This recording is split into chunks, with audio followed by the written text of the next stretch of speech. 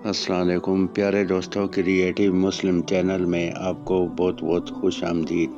हमारा आज का मौजू है शब बारात। जब रात का चौथाई हिस्सा गुजर गया तो जबरील अलैहिस्सलाम फिर आए और कहा, या रसूल अल्लाह सल्लल्लाहु अलैहि वसल्लम, अपना सर मुबारक उठाइए। आपने ऐसा ही किया। आपने देखा जन्नत के दरवाजे खुले हैं। पहले दरवाजे पर एक फरिश्ता पुकार रहा है, खुशी हो उस शख्स के लिए जिसने रात को रुकू किया। दूसरे दरवाजे पर एक और फरिश्ता निदा देता है, खुशी हो उसके लिए जिसने इस रात में सजदा किया। तीसरे दरवाजे पर एक और फरिश्ता निदा दे रहा था, खुशी हो उसके लिए जिसने इस रात दुआ की। चौथे दरवाजे पर एक और फरिश्ता निदा दे रहा था, खुशी हो इस रात में उन लोगों को जो जिक्र करने वाले हैं। पांचवें दरवाजे पर फरिश्ता पुकार रहा था, खुशी हो उसके लिए जो अल्लाह के खौफ से इस रात में रोया।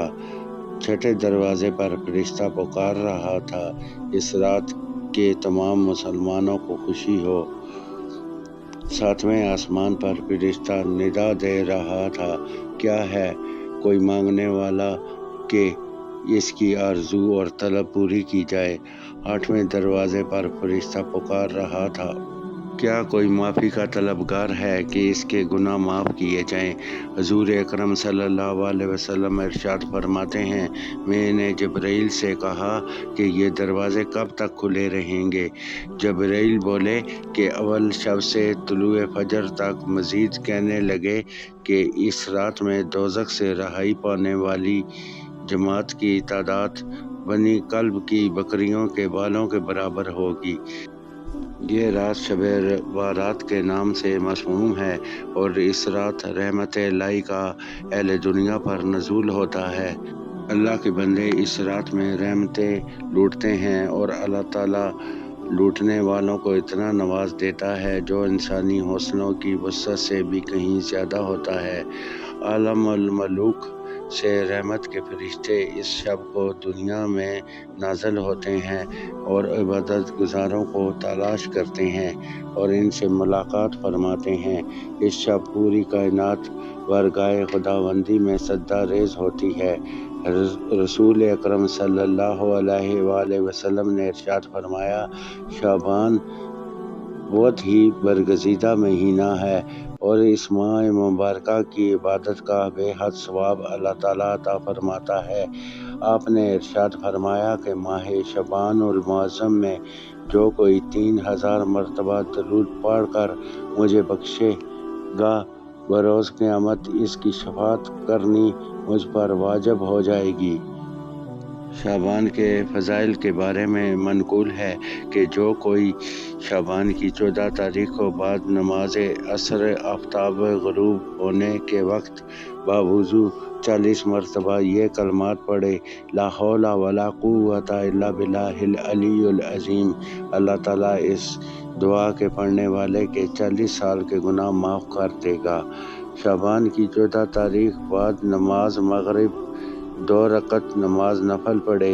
हर रकत में सूरतुल फातिहा के बाद सूरतुल हश्र की आखिरी 3 आयात एक एक मरतबा और सूरह इखलास 3 दफ़ा पढ़े।